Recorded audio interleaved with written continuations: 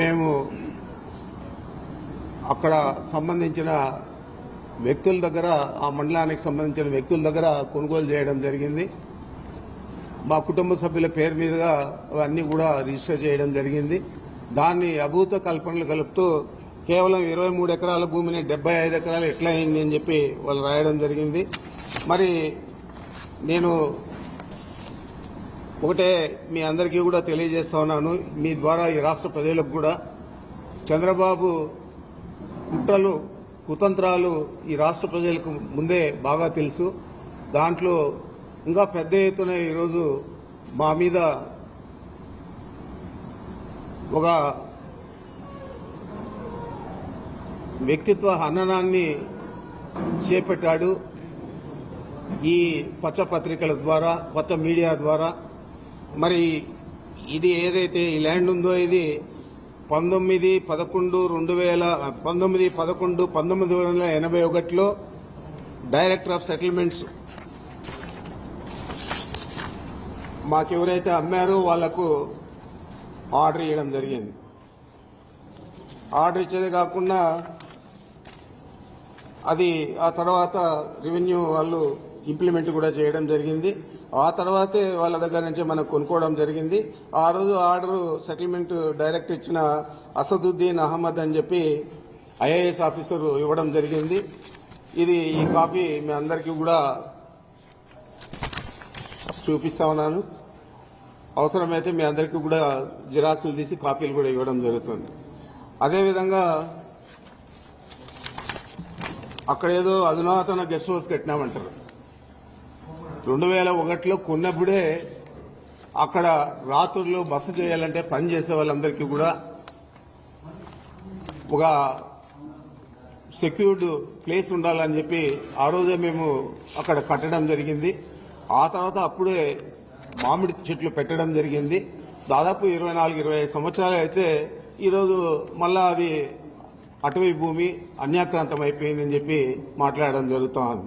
మీకు ఒకటే నేను తెలియజేస్తా ఉన్నాను, కిరణ్ కుమార్ రెడ్డి ముఖ్యమంత్రిగా ఉన్నప్పుడు వెంకటరమణారెడ్డి అని చెప్పి ఏదైతే ఒక తెలుగుదేశం పార్టీ నాయకుడు ఉన్నాడో అతను ఆ రోజు ముఖ్యమంత్రికి కంప్లైంట్ ఇస్తే కిరణ్ కుమార్ రెడ్డి దాని మీద సర్వే చేయించి అదంతా కూడా రెవెన్యూ వాళ్ళు, ఫారెస్ట్ వాళ్ళు జాయింట్ సర్వే చేసి ఇది ప్రైవేట్ ల్యాండ్, ఇది ఫారెస్ట్ డిపార్ట్మెంట్కి సంబంధం లేదని కూడా తేల్చడం జరిగింది. అదే మళ్ళా 2014లో అదే వెంకటరమణారెడ్డి మళ్ళా చంద్రబాబుకు పిటిషన్ ఇస్తే ఆ పిటిషన్ ద్వారా మళ్ళా ఎంక్వైరీ చేయించి మళ్ళా అదే తేల్చడం జరిగింది. వాళ్ళు హైకోర్టులో కూడా వెంకటరమణారెడ్డి వేస్తే హైకోర్టులో కూడా దాని మీద ఉత్తర్వులు ఇవ్వకుండా డిస్మిస్ చేయడం జరిగింది. మరి ఈరోజు ఆ భూమిని 23 ఎకరాలు 75 ఎకరాలు కావాలంటే ఎలాగా ఇచ్చాడు ఇతను సెటిల్మెంట్ డైరెక్టర్. మరి ఆ భూమి ఎక్స్టెంట్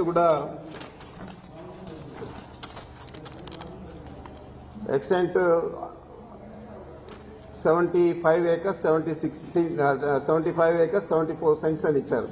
సర్వే నంబర్లు వచ్చి 295, 296 అని ఇచ్చారు. మరి ఇంత క్లియర్ గా ఇచ్చాడు. ఇచ్చేదే కాకుండా ఫారెస్ట్ గెజెట్ ఉంటుంది.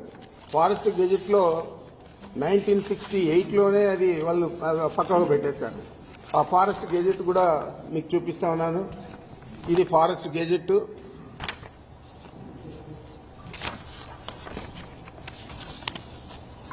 ఈ ఫారెస్ట్ గెజెట్ లో కూడా 75 acres 74 cents ఆర్ 76 cents అని చెప్పి ఇచ్చారు. రైట్ ఆఫ్ వే కూడా 30 అడుగులు దారి కూడా దీనికి ఇవ్వడం జరిగింది. ఇదే దారి. ఇది గెజెట్ ఎవరికైనా కానీ పబ్లిక్ డొమైన్ లో అవైలబిలిటీ ఉంటుంది, చూసుకోవచ్చు. అదేవిధంగా ఈ రోడ్డు వేసేదానికి అంతకుముందు అయితే కార్ట్ ట్రాక్ ఉన్నది. అది మనం పక్కా రోడ్డు వేసేదానికి కూడా మేము అప్లికేషన్ పెడితే అక్కడ ఉన్న బిల్డింగ్స్ కు వీటికన్నిటికీ కలిపి అక్కడ ఉన్న రైతులకంతా కూడా అవసరం అని చెప్పి ఆ రోజు మన అంటే కాంపిటెంట్ అథారిటీ అంటే ఫారెస్ట్ డిపార్ట్మెంట్ PCCF ఢిల్లీతో సంప్రదించి వాళ్ళ పర్మిషన్ తీసుకొని 27/6/22లో బ్లాక్ టాప్ రోడ్ వేసుకోవచ్చని చెప్పి పర్మిషన్ కూడా ఇచ్చింది. మరి ఆ ఎక్స్టెంట్ కూడా ఈ విధంగా ఉంది. దీనంతా కూడా అభూత కల్పనలతో రాసి ఒక అబద్ధాన్ని 10 సార్లు 20 సార్లు చంద్రబాబు ఏ విధంగా చెప్తాడో ఆ విధంగా ఈ పచ్చ పత్రికలు పచ్చ మీడియా అంతా కూడా చెప్పి దీన్నంతా కూడా గోబల్స్ ప్రచారంగా చేసి మా వ్యక్తిత్వ హననాన్ని చేపట్టే విధంగా ఈ పత్రికలు మీడియా చేస్తా ఉన్నాయి. తప్పకుండా వీళ్ళ మీద గతంలోనే మేము చర్యలు తీసుకున్నాం. చిత్తూరు కోర్టులో ఒక మీడియా సంస్థ మీద 50 కోట్లకు, ఈనాడు ఈటీవీ మీద 50 కోట్లకు నష్టపరిహారానికి కూడా పరువు నష్టపరిహారానికి కూడా వేశాం. మళ్ళా దీని మీద కూడా వేయడం జరుగుతుందని కూడా తెలియజేస్తా ఉన్నాను. మరి ఆయన తానా అంటే ఉప ముఖ్యమంత్రి గారు పవన్ కళ్యాణ్ గారు తందానా అంటాడు. అప్పుడే ఏదో జరిగిపోయింది, మొత్తం దోచేశారు, దీని మీద ఎంక్వైరీ చేస్తా ఉన్నాం, తగిన చర్యలు తీసుకుంటామని చెప్పాడు. ఇదే పెద్ద మనిషి ఎన్నికల ముందే చెప్పాడు 40,000 కోట్లు ఇసుకలో దందా చేశాడు పెద్దిరెడ్డి, 40,000 కోట్లు దోచేశాడని చెప్పారు. మరి ₹1 తినింటే ₹1 దోచేస్తుంటే ఎందుకు కానీ యాక్షన్ తీసుకోలేదని అడుగుతా ఉన్నాను. ఏ విధమైన యాక్షన్ తీసుకోకుండా మా ఫైల్స్ చూస్తే తెలుస్తారు మీకు ఏం రాశాను నేను అని చెప్పి. మరి ఆ విధంగా రాసినాను కాబట్టి ఈరోజు నన్ను ఏది ఎదిరించలేకుండా దాని గురించి మాట్లాడడం లేదు. ఇదే పెద్ద మనిషి ఆ రోజు ఎన్నికల్లోనే నేను రెడ్ శాండిల్ అంతా కూడా ఎక్స్పోర్ట్ చేశాను, ఆయన చేసిందంతా కూడా నేపాల్లో పట్టుబడింది, దాని మీద మేము అధికారంలోకి వస్తానే చర్యలు తీసుకుంటానని చెప్పాడు ఇదే పవన్ కళ్యాణ్ గారు. మరి నువ్వు ఫారెస్ట్ మంత్రి అయ్యావు, ఉప ముఖ్యమంత్రి అయ్యావు, మరి నేపాల్కి పోయి ఎందుకు గాను అక్కడ ఉన్న రెడ్ శాండిల్ తెచ్చి నేను చేస్తుంటే నా మీద ఎందుకు యాక్షన్ తీసుకోలేదని అడుగుతున్నాను. ఏది కూడా లేకుండా ఒక వ్యక్తిత్వ హననాన్ని చేపట్టే విధంగా ఈ ప్రభుత్వంలో ఉన్న పెద్ద మనుషులందరూ కూడా పనిచేస్తా ఉన్నారు. ఈ రాష్ట్ర ప్రజలందరూ కూడా గమనించాలని నేను కోరుతా ఉన్నాను. మీ అందరికీ తెలుసు మదనపల్లిలో ఏదో జరిగిపోయిందని చెప్పి చంద్రబాబు ఆ రోజు ఆయనకంతా కూడా డైవర్షన్ పాలిటిక్స్, చిన్నది వాళ్ళకు వ్యతిరేకంగా వస్తే మమ్మల్ని అందరినీ ఇంకా వ్యతిరేకంగా చూపించే పరిస్థితి. ఆ విధంగా ఆ రోజు ఒక డీజీపీ గారిని, సీసీఎల్ఏ కమిషనర్ను, మా సిఐడికి సంబంధించిన అడిషనల్ డీజీపీని ముగ్గురిని కూడా ఆయన హెలికాప్టర్ ఇచ్చి మదనపల్లిలో ప్రపంచమంతా పడిపోయిందని చెప్పి అక్కడికి పంపించి మొత్తం కూడా చేశారు. మరి ఈరోజు 9 నెలలు అవుతా ఉంది. మేమేదైనా తప్పు చేస్తుంటే ఎందుకు కానీ మీరు యాక్షన్ తీసుకోలేదని అడుగుతా ఉన్నాను.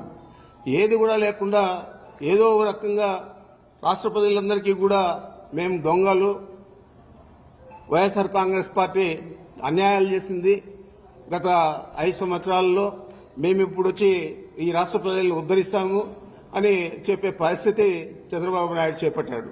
నేను ఒకటే అడుగుతా ఉన్నాను, అయ్యా నువ్వు అన్ని హామీలు ఇచ్చావు, అబద్దం మీద అబద్దం చెప్పావు, అబద్దం చెప్పకుండా చెప్పావు, మరి ఇన్ని సూపర్ 6 అన్నావు, సూపర్ 7 అన్నావు, మరి నిన్నటి పరిస్థితి ఏంది అని అడుగుతా ఉన్నాను. చేయలేనని తెలుసు, నువ్వు పెద్ద ఆర్థిక శాస్త్రవేత్త అని చెప్పి అందరికీ కూడా చెప్పుకుంటావు, మరి నీకు ఆ గణాంకాలన్నీ కూడా తెలియకుండా, రాష్ట్ర ఆర్థిక పరిస్థితి తెలియకుండా ఇన్ని హామీలు ఇచ్చావా అని అడుగుతా ఉన్నాను. ఇన్ని హామీలు ఇచ్చి ఈరోజు ఆయన నేను చేయలేనని చెప్తా ఉన్నాడంటే ఎంత నిస్సిగ్గుగా అబద్దాలు చెప్పి అధికారంలోకి వచ్చి ఈరోజు రాష్ట్ర ప్రజలను మోసం చేసావో ఒకసారి ఆలోచన చేయని చెప్పి అడుగుతా ఉన్నాను. ఇవన్నీ కప్పుపుచ్చుకునేదానికి ఇలాంటి తప్పుడు చర్యలన్నీ కూడా మీ పత్రికల ద్వారా, మీ మీడియా ద్వారా తీసుకొస్తా ఉన్నామంటే తప్పకుండా ఈ రాష్ట్ర ప్రజలు బుద్ధి చెప్తారు. ఈ మీడియాకు, ఈ పచ్చ పత్రికలకు, అదేవిధంగా నీకు అని కూడా చంద్రబాబు నాయుడికి ప్రత్యేకంగా నేను తెలియజేస్తా ఉన్నాను. ఇంకేమన్నా ఉంటే చెప్పండి.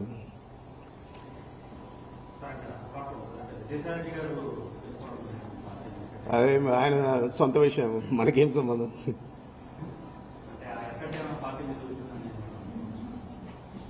ఎంతమంది పోయినా ఎప్పుడు మొదలైంది పార్టీ. ఆయన ఎంపీగా, మా నాయకుడు జగన్మోహన్ రెడ్డి గారి ఎంపీగా, వాళ్ళ తల్లి ఎమ్మెల్యేగా, ఇద్దరితో ఈ వైఎస్ఆర్ కాంగ్రెస్ పార్టీ పుట్టింది. మరి ఎంతమంది పోయినా ఎంతమంది వచ్చినా తిరిగి అధికారంలోకి జగన్మోహన్ రెడ్డి గారు రావడం ఖాయం. తప్పకుండా ఇప్పటికంటే ఎక్కువ మెజారిటీతో అన్ని రాష్ట్రంలో అన్ని జిల్లాల్లో కూడా మెజారిటీ సాధించడం ఖాయం. ఈరోజు ప్రజలందరూ మనం చూస్తా ఉన్నాం, ఎన్ని హామీలు ఇచ్చారు, ఏదైనా చేశారా? ఏదో అరాకొరా ఇచ్చే పెన్షన్లలో కూడా ప్రతి నెల కూడా కొన్ని తీయేస్తా ఉన్నారు. ఇప్పటికే 3 లక్షల చిల్లర తీసేశారు. మరి ఇలాంటి ప్రభుత్వం మనం ఎప్పుడు కూడా గతంలో చూడలేదు. 2014లో చెప్పిన అబద్ధం చెప్పకుండా చెప్పి అధికారంలోకి వచ్చాడు. మరి మేమంతా కూడా అనుకున్నాము ఈయన అబద్దాలు చెప్తాడు, ఈయన మాటకు విలువ, వ్యక్తిత్వానికి మాటకు విలువ ఉండదు, ఈ రాష్ట్ర ప్రజలు ఆయన మాటలు నమ్మరు అని అనుకున్నాము. కానీ రాష్ట్ర ప్రజలందరూ నమ్మి 2019లో మళ్ళా ఒకసారి ఆయనకు అధికారం ఇచ్చారు. మరి ఈరోజు రాష్ట్ర ప్రజలే కాదు, ఈ రాష్ట్రం కూడా ఆర్థికంగా చాలా వెనుకబడైపోయే పరిస్థితి ఉంది. మరి దీన్ని రాష్ట్ర ప్రజలు గమనించాలా. రాబోయే రోజుల్లో ఆయన చేసిన తప్పు చేయకుండా సరిదిద్దుకోవాలని చెప్పి మీ ద్వారా కోరుతా ఉన్నాను.